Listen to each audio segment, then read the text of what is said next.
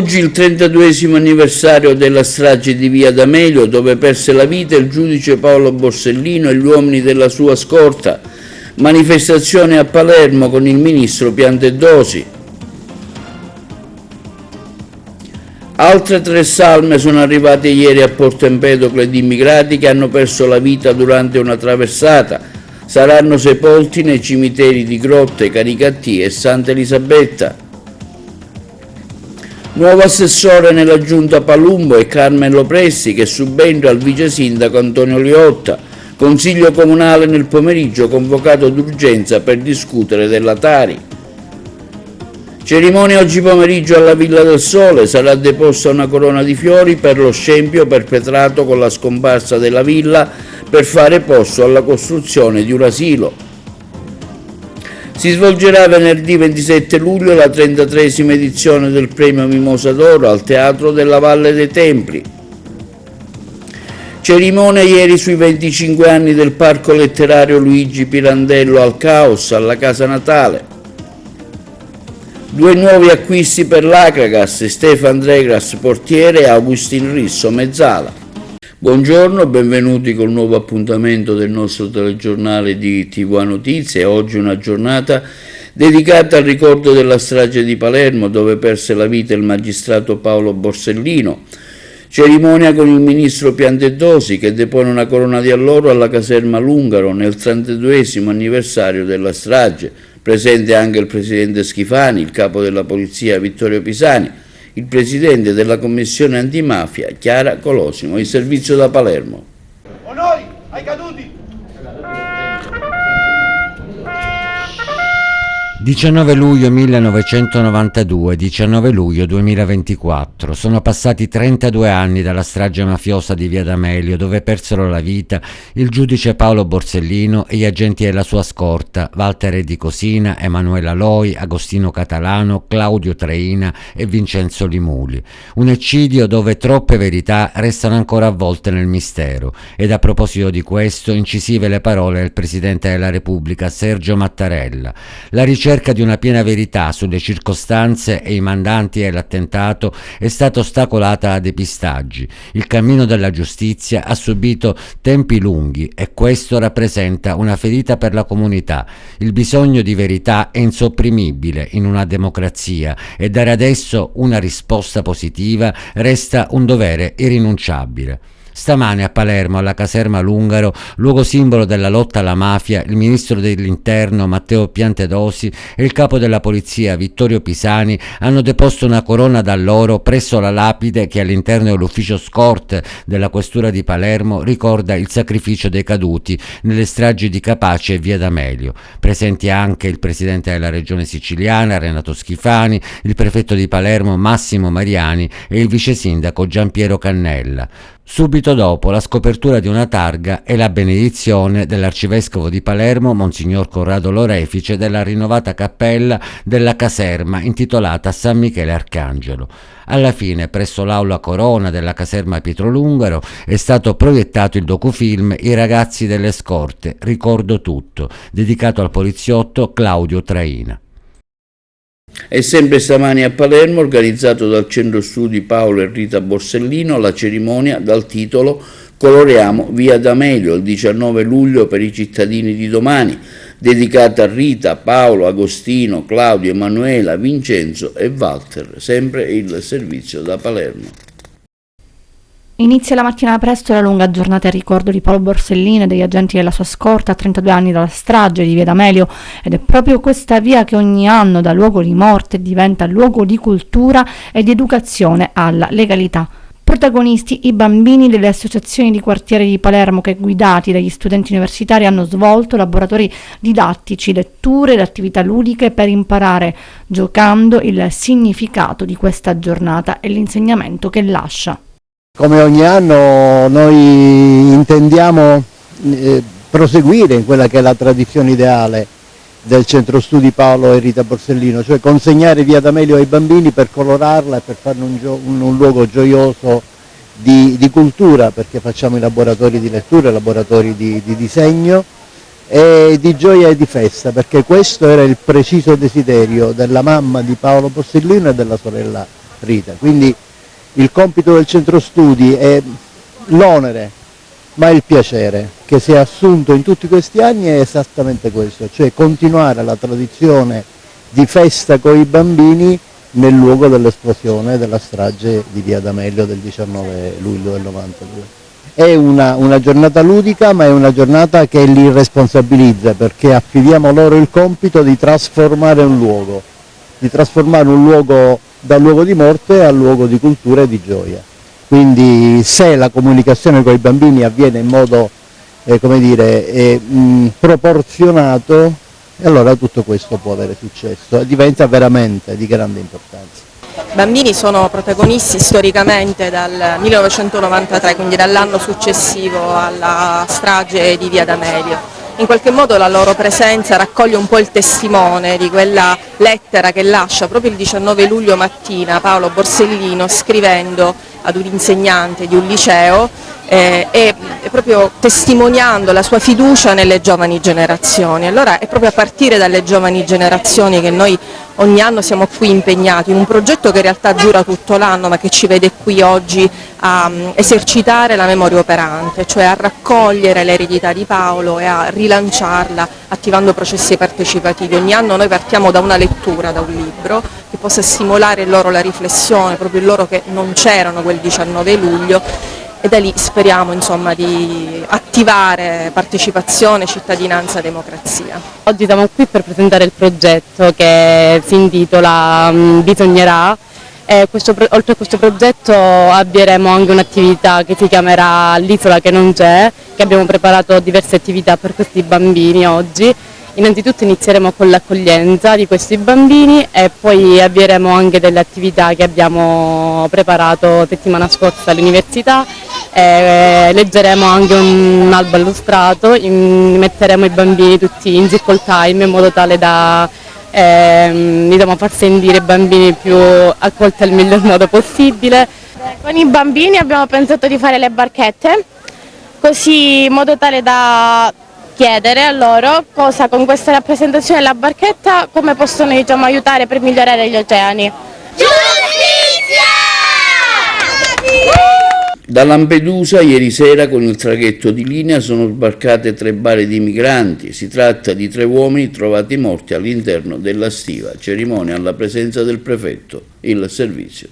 Da Lampedusa con il traghetto di linea sono state sbarcate 3 bare di migranti nel porto di Porto Empedocle. Si tratta di 3 uomini trovati morti all'interno della stiva dai militari della Guardia di Finanza che ha soccorso 2 giorni addietro un barcone con 125 persone. Dopo un breve rito funebre fatto sulla banchina del Porto Empedoclino, le salme sono state traslate nei cimiteri di Grotte, Canicattì e Santa Elisabetta. Ringrazio i sindaci di questa provincia per la loro totale disponibilità e generosità. Ancora una volta, ha detto il prefetto di Agrigento Filippo Romano, presente all'iniziativa, possiamo dare sepoltura a queste persone. Tra qualche settimana, ricordiamo, verrà inaugurato anche il cimitero musulmano a Palma di Montechiaro. E Carmen Lopresti, il nuovo assessore della Giunta Palumbo a Favara, nominata poche ore fa, che prende il posto del vice sindaco Antonio Liotta, che cambierà ruolo all'interno dell'amministrazione, come afferma il sindaco. Entrambi sono in quota PD. Ce ne parla Giuseppe Moscato da Favara. Carmen Lopresti, nuovo assessore al comune di Favara nell'amministrazione comunale del sindaco Antonio Palumbo, prende il posto del dottore Antonio Liotta, che dopo 2 anni e mezzo lascia per motivi personali. È un nuovo ingresso, ma sulla scia del Partito Democratico. Che cosa ti spinge e che cosa ti ha spinto a dire sì? Ho pensato a lungo a quello che potessi dire oggi, ma credo che tutto si possa riassumere con una frase: che tutti i passi che ho fatto mi hanno portato qui ora. Quello che mi ha spinto è sicuramente poter restituire in qualche modo alla mia città quello che ho sempre guardato con ammirazione altrove. Non so se sarò all'altezza, non so se peccherò in qualcosa, ma sono sicura che con la collaborazione di tutti, anche ci tengo a ringraziare il dottore Liotta, possiamo fare un ottimo lavoro. È la tua prima esperienza dal punto di vista politico-amministrativo? Assolutamente sì, è la mia prima esperienza politica, quindi è inutile girarci intorno, non ho esperienze politiche, però quello che mi spingerà sarà sicuramente l'ingenuità, la semplicità e la trasparenza che ci porterà ad andare avanti. Infatti sono stata colpita qualche mese fa da un discorso in un congresso del Partito Democratico in cui la parola principale era ingenuità. Io l'ho cercata nel vocabolario e ingenuità significa proprio che nell'antica Roma era lo Stato giuridico dichiarato libero. Grazie a questa libertà, a questa trasparenza, credo che insieme potremo fare un ottimo lavoro e in questo ci tengo a ringraziare anche il mio segretario Salvatore Bellavia, che ha creduto in me dal giorno zero, tutto il direttivo del Partito Democratico, il sindaco Antonio Palumbo e tutta la giunta, che insieme sono sicura che potremmo costruire un rapporto di fiducia e collaborazione. Antonio cambia ruolo, non lascia perché continua a far parte della squadra, ci aiuterà e supporterà in tutto quello che porteremo avanti, perché fa parte del nostro progetto. Quindi Antonio cambia ruolo e inizierà un tipo di avventura diversa con questa amministrazione. Oggi sostituiamo ufficialmente l'assessore, sempre su proposta del PD, una giovane professionista che comunque si è già contraddistinta nella società civile, nell'informazione, nell'attività che fa e nel lavoro che svolge. Un nuovo ingresso che potrebbe dare una nuova linfa. Abbiamo saputo che ci sarà una rimodulazione delle deleghe. Sì, a 2 anni e mezzo al giro di boa abbiamo preferito approfittare di questa occasione per poter dare continuità meglio al lavoro. Abbiamo rimodulato le deleghe in base all'esperienza acquisita in questi 2 anni e mezzo, abbiamo quindi dato una limatura alle varie deleghe dei nostri assessori. Il nuovo vice sindaco? Sarà Emanuele Schembri. Esperienza ottima, molto edificante e qualificata, che mi ha permesso di vivere momenti importanti in tutti i settori di cui mi sono occupato, dall'arte, beni culturali, attività produttive, turismo e quant'altro ancora. 10 deleghe pesanti che ho cercato di portare avanti con un principio ben preciso, di fare e fare bene. Ci sono riuscito, non posso essere io a dirlo questo, però gli atti pubblici e le realizzazioni credo che qualcosa lo possono dire. Adesso lasci il passo a una ragazza alla prima esperienza amministrativa. Sì, è vero, è una ragazza, comunque una giovane molto preparata, culturalmente valida, e io credo che riuscirà a svolgere i vari compiti a cui sarà chiamato. Ma perché Antonio Liotta se ne va? Per ragioni prettamente personali, ho necessità, per ragioni mie specifiche, di poter porre più attenzione in alcune cose che ho tralasciato, ho dovuto tralasciare, pensando anche a me stesso, agli affetti familiari e poi ad attività culturali che dovrò sviluppare nel tempo. Antonio Liotta cittadino rimane sempre. Grazie. È il ricordo della frana di Agrigento avvenuta nel luglio del 1966, nella giornata di oggi. Si terrà una manifestazione nei pressi di Villa del Sole per lo scempio avvenuto con il taglio degli alberi e la costruzione di un asilo. Per celebrare la sua morte, una corona di fiori sarà ubicata presso la ex villa. La manifestazione si terrà nel pomeriggio alle ore 18. Abbiamo ascoltato gli organizzatori Paolo Cilone e Mario Aversa. Il ricordo della frana di Agrigento avvenuta il 19 luglio 66, si terrà una manifestazione nei pressi della Villa del Sole per lo scempio avvenuto con il taglio degli alberi e la costruzione di un asilo. Per celebrare la sua morte, una corona di fiori sarà ubicata presso la ex villa. La manifestazione si terrà nel pomeriggio di oggi alle ore 18. Il ricordo della frana di Agrigento, avvenuta il 19 luglio del 1966, che ebbe la forza di bloccare il processo contro i templi di Agrigento, Quest'anno invece di farla proprio nel luogo della frana la facciamo alla Villa del Sole, perché lo scempio si è fatto proprio a Villa del Sole. Per celebrare la morte della villa. Questo scempio che colpisce la città e soprattutto tutti gli agrigentini.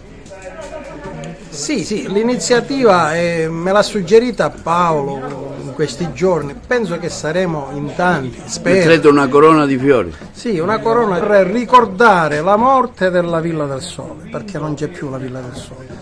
Infatti da qualche tempo la chiamiamo, per indicare il luogo, ex Villa del Sole, e chissà cosa diventerà, perché parlano di asilo nido, di poli per l'infanzia, ma io già ho visto superare un piano terra e una prima elevazione, mentre nel disegno originario vedevo altre cose.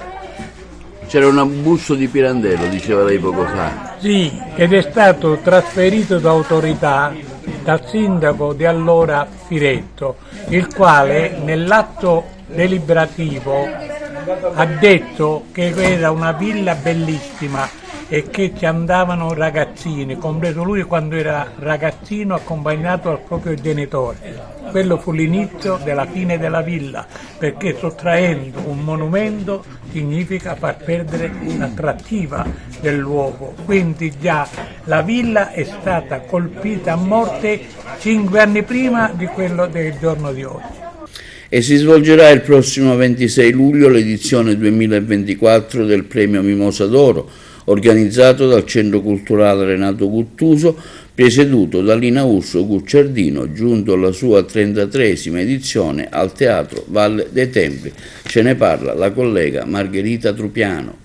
Si svolgerà venerdì 26 luglio con inizio alle 20:30 presso il Teatro Panoramica della Valle dei Templi la cerimonia di consegna del Premio Mimosa d'Oro, giunto alla sua 33esima edizione e promosso dal Centro Artistico Culturale Editoriale Renato Guttuso di Favara, presieduto da Lina Urso Gucciardino. Il Premio Mimosa d'Oro è la punta di diamante delle molteplici attività culturali, sociali, di volontariato, artistiche promosse e organizzate dal nostro centro, dice la Presidente.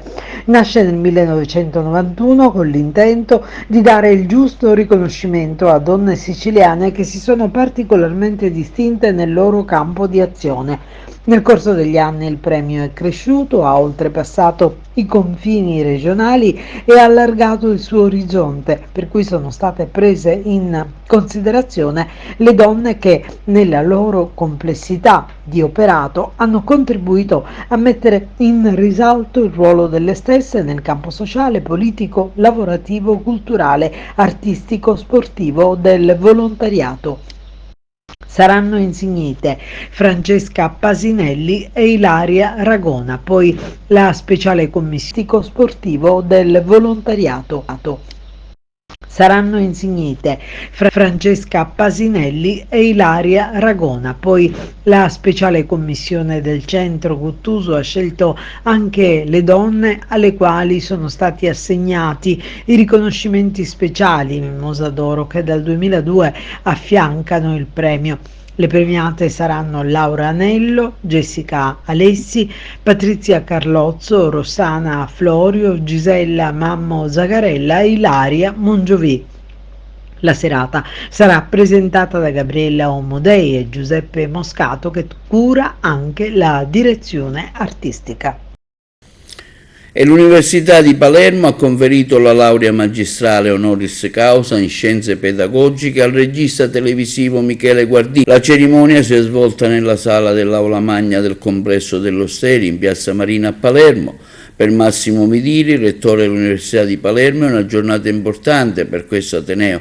Michele Guardì è un personaggio noto, ha spiegato, ma la laurea non viene data al personaggio noto. Sarebbe troppo semplicistico dare una laurea honoris causa per un grande regista, un produttore di trasmissioni televisive molto note. In realtà abbiamo voluto ricordare Guardì con questa importante onorificenza perché secondo noi è il principale esponente della pedagogia della comunicazione che in questi anni lo ha reso un grande divulgatore. Guardì ha utilizzato lo strumento televisivo complicato e che ha tante insidie, raggiungendo grandissime fette della popolazione con capacità culturali anche molto differenti e la capacità di divulgare. E si è svolta ieri la cerimonia dei 25 anni dell'istituzione del Parco Letterario Luigi Pirandello nel Cerchio del Caos, costituito nel 1999 tra i relatori Bernardo Barone, l'onorevole Nenè Mangiacavallo, Ettore Castorina, Paolo Cilona, Silvio Torregrossa ed Enzo Abbate. Ha condotto il dibattito la collega Margherita Trupiano. All'inizio dell'evento anche una rappresentazione di brani tratti dalla Verità di Luigi Pirandello, eseguita dagli attori agrigentino Pippo Alvaro, Teresa Cinque e Sandro Re. Sentiamo questo ampio servizio. 25 anni, anniversario dell'istituzione del Parco Luigi Pirandello. Come ha inciso nel territorio agrigentino e in quello siciliano questa istituzione? Sì, innanzitutto proprio dall'input, la programmazione negoziata.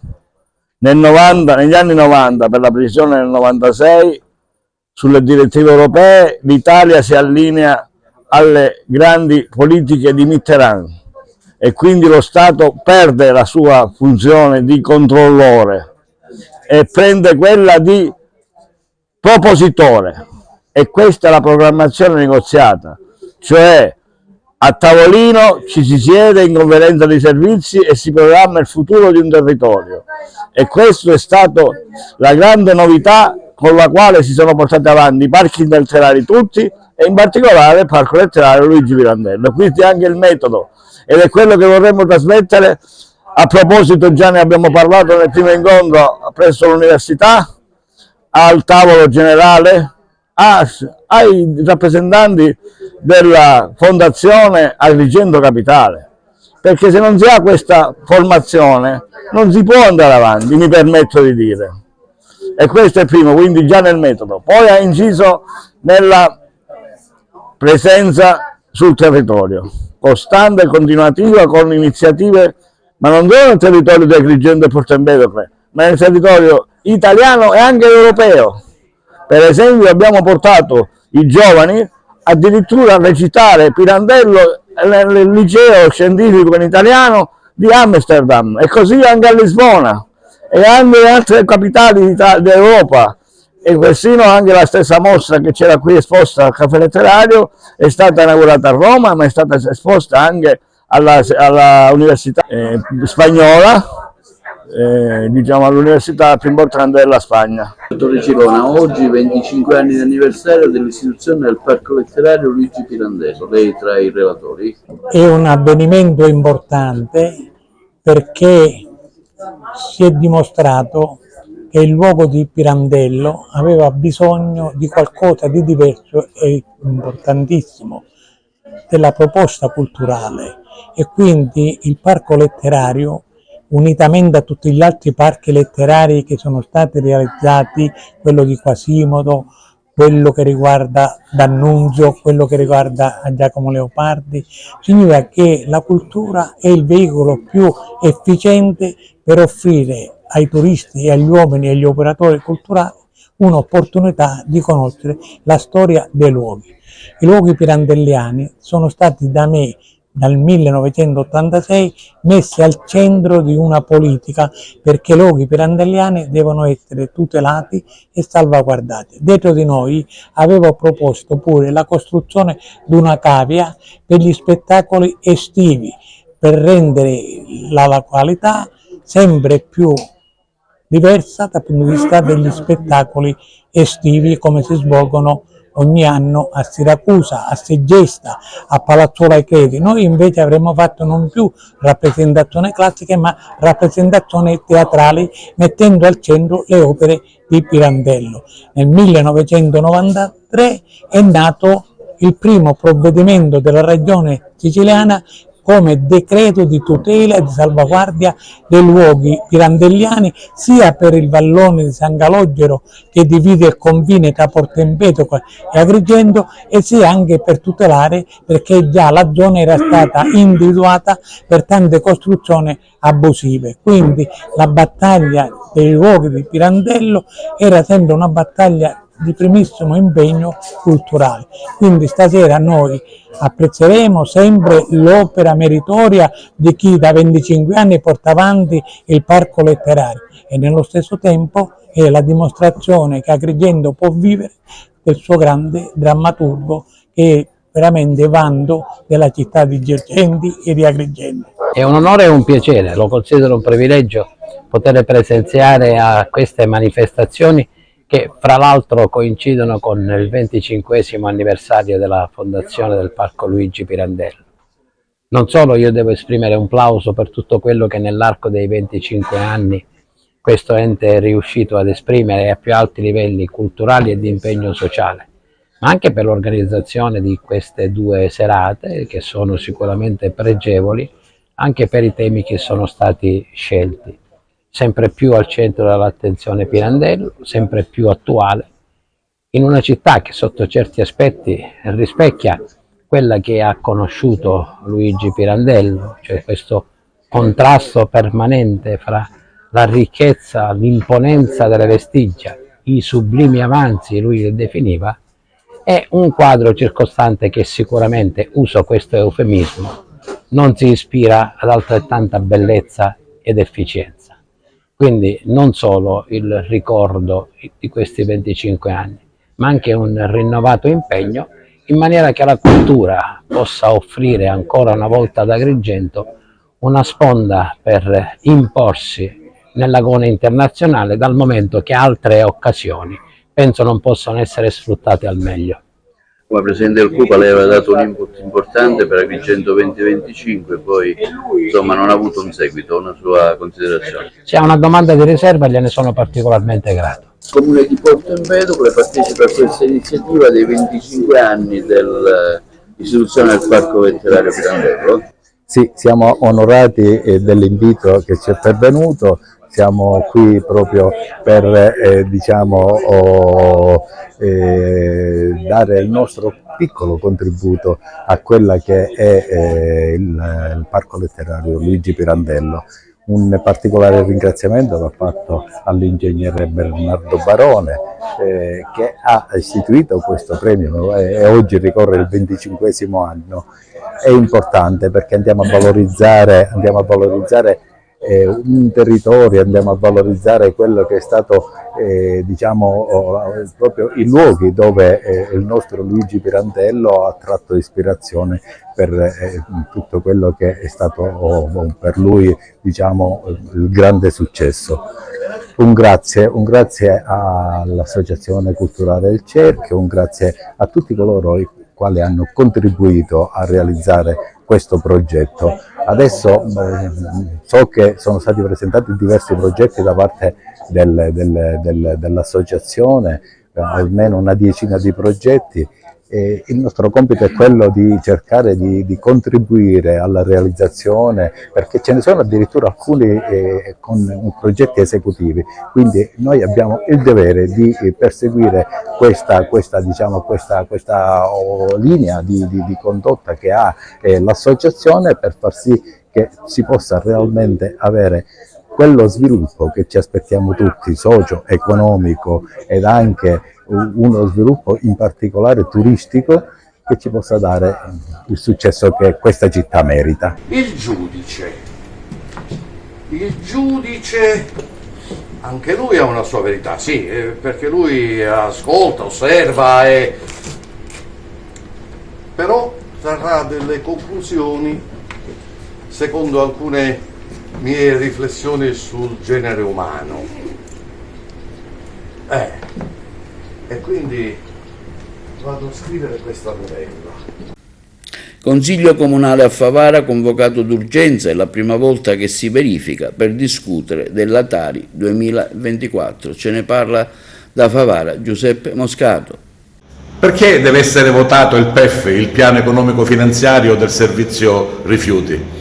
Intanto perché è semplicemente un atto dovuto.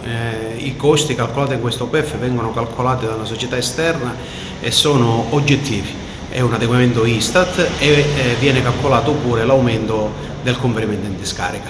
È un atto dovuto, è un atto sul quale nessun comune può intervenire ed è soprattutto anche un atto di denuncia che tutti i comuni della Sicilia stiamo facendo nei confronti del governo regionale, perché continuando di questo passo non saremo più in grado di sostenere il costo. Oggi il sistema dei rifiuti in Sicilia è in mano alle discariche private, il governo regionale non è intervenuto a sanare questa cosa e i costi nel giro di 2 anni sono lievitati, in alcune province addirittura del doppio. Il Consiglio Comunale lo ha già bocciato, il Sindaco ha chiesto al Presidente di riproporlo in un Consiglio Comunale urgente, ma se viene di nuovo bocciato? Noi siamo costretti per legge, fino alla data di scadenza che è domani 20 luglio, a riproporlo, proprio perché è un atto dovuto. Mi fai una domanda alla quale le risposte sono relative, perché non è mai successo che un PEF venga bocciato, proprio perché è un atto dovuto. Oggi purtroppo, ahimè, i consiglieri comunali stanno costruendo un castello di carte, sanno benissimo che il PEF deve essere votato, sanno benissimo che sul PEF l'amministrazione non ha nessuna responsabilità, sanno benissimo che il loro atto eventualmente non porta nessun vantaggio, anzi porta degli svantaggi. L'esempio pratico è: se stasera il Consiglio Comunale non vota il PEF, i cittadini favaresi comunque pagheranno questi 700.000 euro di adeguamento, ma saranno costretti a pagare spese legali e interessi. Quindi i consiglieri comunali, bocciando il PEF, stanno aumentando automaticamente la Tari. Su un atto già bocciato in Consiglio Comunale in teoria non si dovrebbe ritornare, perché quando il civico consesso si esprime su un atto in teoria non dovremmo ritornare a parlarne. Però ci viene detto anche dal nostro segretario comunale, tutti già lo sappiamo che si occupa di amministrazione pubblica, che il PEF, il piano economico finanziario, dovrebbe essere approvato proprio come obbligo di legge, per cui la mancata approvazione comporterebbe diciamo una serie di conseguenze non gradevoli, a partire anche dalla stesura dei bilanci ed altro, si creerebbe comunque un debito fuori bilancio. Però ovviamente sono dei costi che graveranno sempre e comunque sui cittadini. E quindi è ovvio che i consiglieri comunali non vogliono approvare un atto che porti un aumento delle tariffe Tari, per cui per questo motivo la maggior parte dei consiglieri lo ha bocciato, ma io ovviamente sono obbligata a riportarla in Consiglio Comunale su richiesta del sindaco, in quanto appunto l'approvazione è un obbligo di legge. Per cui adesso vedremo cosa succederà. A mio parere, se è una presa d'atto, non si dovrebbe votare, perché il consigliere comunale ne dovrebbe semplicemente prendere atto, perché sono degli aumenti imposti, aumenti Istat, aumenti dovuti anche magari ad una cattiva gestione del servizio dei rifiuti, perché si poteva migliorare ad esempio il differenziato, si potevano mettere le fototrappole, tutta una serie di questioni ovviamente sollevate anche dai consiglieri comunali.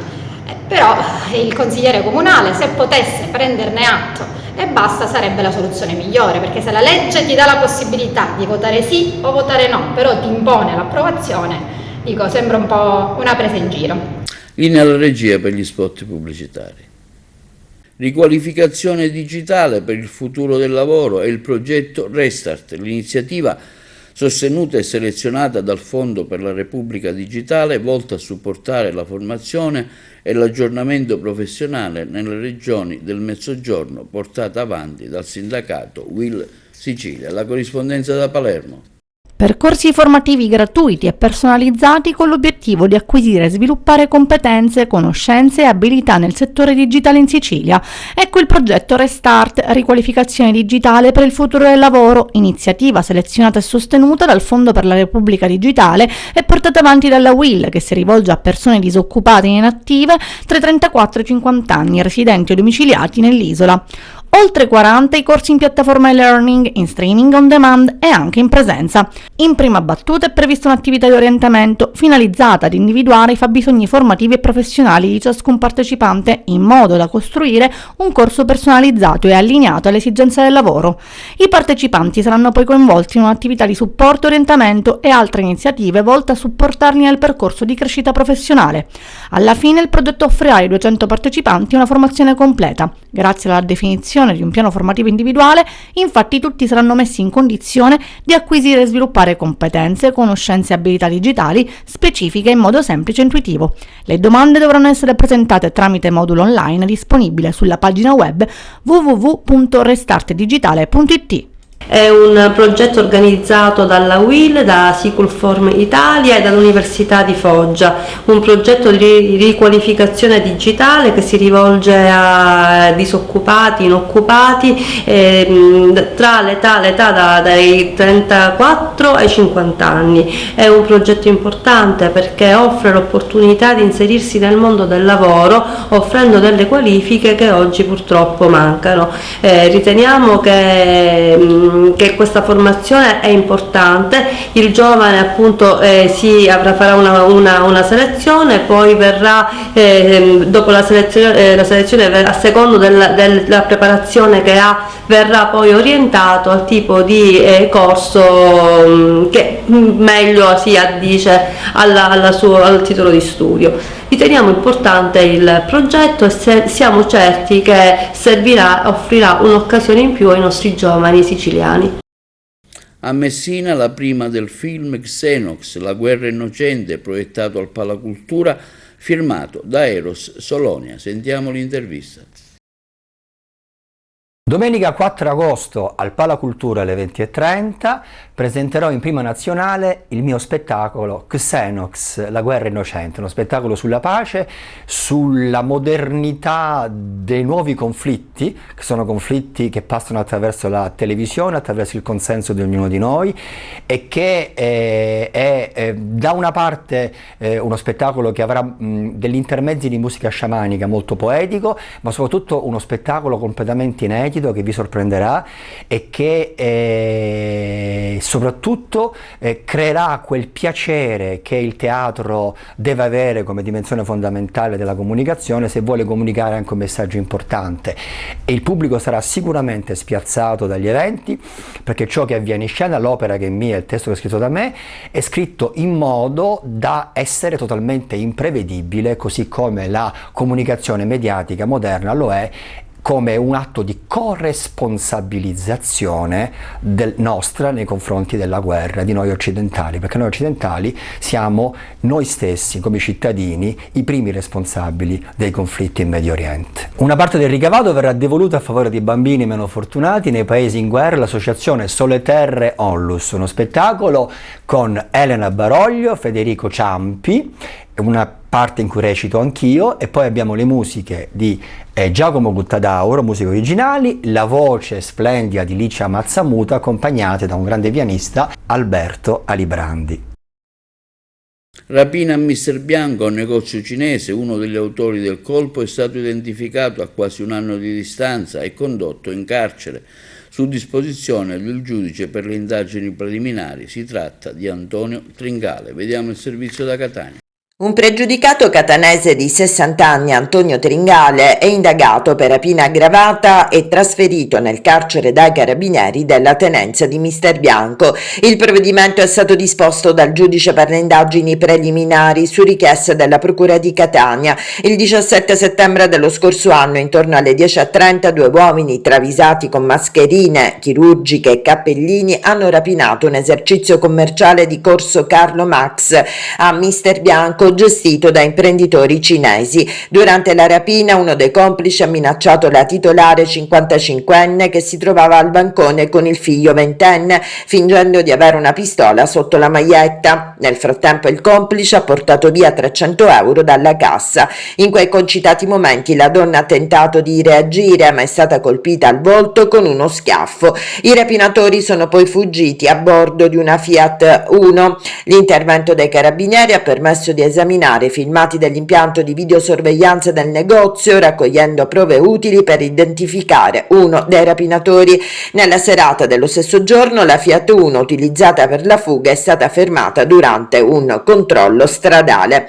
Inoltre altri accertamenti sulle celle telefoniche hanno dimostrato che il cellulare dell'uomo era stato agganciato dalla cella ripetitrice di Corso Carlo Max proprio durante l'orario della rapina. Sono ancora in corso ulteriori indagini per identificare il complice. Passiamo ora allo sport. Continuano i movimenti per creare la nuova squadra dell'Akragas. Dopo quelli annunciati della conferma di Gianmarco Di Stefano attaccante e di Mario Vizzini terzo sinistro, oggi è la volta di Stefan Dregas, nuovo portiere, e il giovane argentino Agustin Risso Mezzala il servizio. Continuano i movimenti per creare la nuova squadra dell'Acragas, dopo quelli annunciati della conferma di Gianmarco Di Stefano attaccante e di Mario Vizzini terzino sinistro. Oggi è la volta di Stefan Dregas, nuovo portiere, e del giovane argentino Agustin Risso mezzala. Il portiere Stefan Dregan arriva dal Sud Tirol, società che milita in Serie B. Il club biancazzurro ha tesserato Dregan, classe 2005, alto 1,81 m. L'operazione di mercato è stata conclusa positivamente dal direttore sportivo Cammarata. Dregan si è messo in luce nella formazione U19 della primavera del Sud Tirol. La scorsa stagione era in pianta stabile nella prima squadra del glorioso club biancorrosso ed è cresciuto nel settore giovanile della formazione dell'Alto Adige. La società biancazzurra si è assicurato anche le prestazioni sportive del giovane argentino Augusto Risso, classe 2002. Si tratta di una mezzala che nelle ultime 2 stagioni ha militato nel campionato di eccellenza piemontese nella ASD Aigreville, società della Valle d'Aosta che collabora con la Juventus Football Club. Risso può ricoprire tutti i ruoli del versante offensivo e si adatta benissimo al 4-3-3. È un calciatore abile negli inserimenti e nei movimenti senza palla. E questo è tutto per l'edizione odierna del nostro telegiornale. Vi ricordiamo che i programmi TVA si possono vedere in tutta Italia sul canale 268 del digitale terrestre, sulle smart TV, in streaming sul sito www.televideoagrigento.tv e il telegiornale sul canale 93 di Video Sicilia alle ore 15, alle ore 20 e in replica domattina alle ore 9. E questo è tutto per l'edizione di oggi e vi auguriamo una buona serata.